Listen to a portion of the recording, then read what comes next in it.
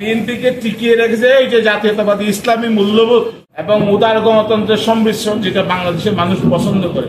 আমাদের আজকে থেকে স্লোগান হবে, আমাদের সেই তারেক জিয়ার স্লোগান, দিল্লি নয়, পিন্ডি নয়, অন্য কোনো দেশ নয়, এই দেশ সবার আগে বাংলাদেশ।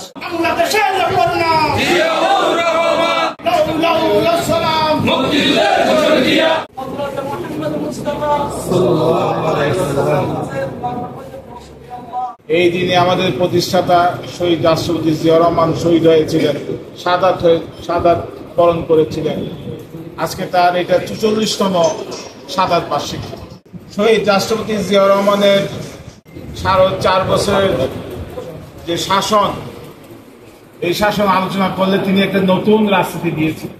বিএনপি সৃষ্টির আগে বাংলাদেশে বাম ডান অনেক রাজনৈতিক দল ছিল, সবার কিন্তু শিকড় কোনো না কোনো দেশে ছিল। একটা উদারপন্থী দল ছিল, স্বাধীনতা যুদ্ধের নেতৃত্ব দিচ্ছে, তারাও কিন্তু এক দেশের কাছে বন্ধক।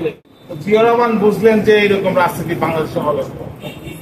বাংলাদেশে ইসলামী মূল্যবোধ আর উদার গণতান্ত্রিক এই দুটোর সংমিশ্রণে তিনি এই জাতীয়তাবাদী দল সৃষ্টি করেছেন এবং তিনি সফল হয়েছে। আর বিএনপির আসল সম্পদ হলো জিয়া রহমানের ইমেজ। আর বিএনপিকে টিকিয়ে রেখেছে এই যে জাতীয়তাবাদী ইসলামী মূল্যবোধ এবং উদার গণতন্ত্রের সম্মিশ্রণ, যেটা বাংলাদেশের মানুষ পছন্দ করে। এবং বাংলাদেশ যতদিন থাকবে আমাদের দ্বারাই, আমাদের আদর্শই সবচেয়ে জনপ্রিয়। আর আমরা যদি আদর্শচ্যুত হই তাহলে আমরা ক্ষমতাচ্যুত। আপনারা সবাই জানেন, আমরা বিএনপি পরিবার সবসময় মানুষের কথা ভাবি, মানুষের মৌলিক অধিকারের ফেরত দেওয়ার কথা ভাবি, মানুষ যাতে সবাই সুন্দরভাবে এদেশে বসবাস করতে পারে, তাদের যাতে আইন শৃঙ্খলা রক্ষা হয়, সেই কথা আমরা ভাবি। তাই আমরা চাই ডিসেম্বরের মধ্যে ভোট দিতে হবে।